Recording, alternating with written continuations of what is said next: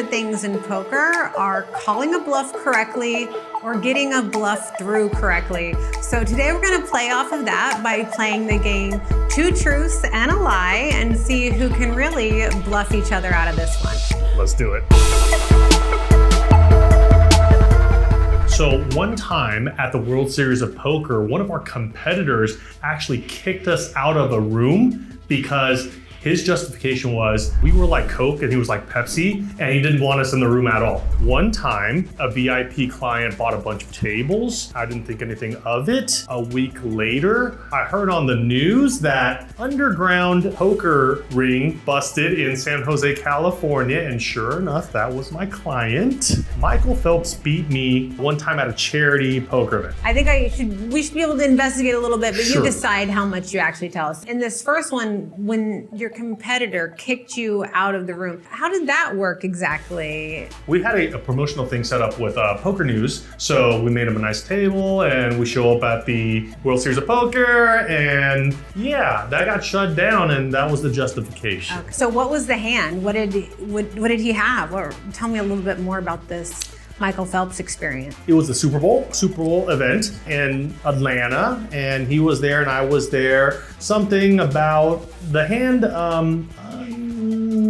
I don't remember the hand. Oh, this is interesting. I'm gonna go with one, you were never kicked out by a competitor at the World Series of Poker as your lie. But that actually happened. That absolutely happened. We were mid setup, see some chatter. I go up and I say hi, and then they call some people over, and that was the justification. You guys are like Coke, we're like Pepsi, not in the same room. So what was your lie then?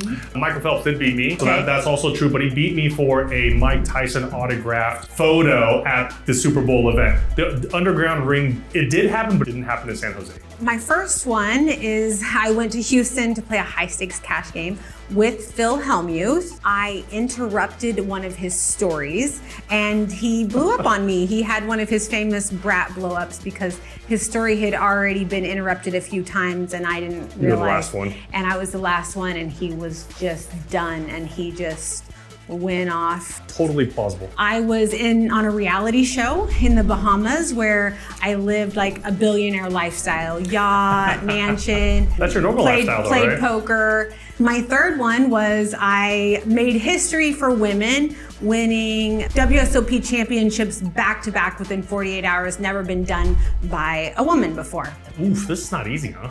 I know that you won the WSOP circuit several times. I don't know if it happened within 48-hour span, so that's a maybe. I know the Bahamas, they do a lot of social media stuff, so that's absolutely plausible. Phil Hellmuth thing just seems like it's probably true. So I'm gonna go with, let's call it the Bahamas. As my lie? As your lie. I did live in the Bahamas on a reality show. The show was called The Thirst Lounge, and Bill Perkins, who's a big poker fan, picked 10 of us to go live out in St. Thomas. I missed that one. And he gave us the use of his yacht and a mansion, and we filmed poker content and had a backing deal. I also did win 2 rings back to back within 48 hours of each other, my claim to fame.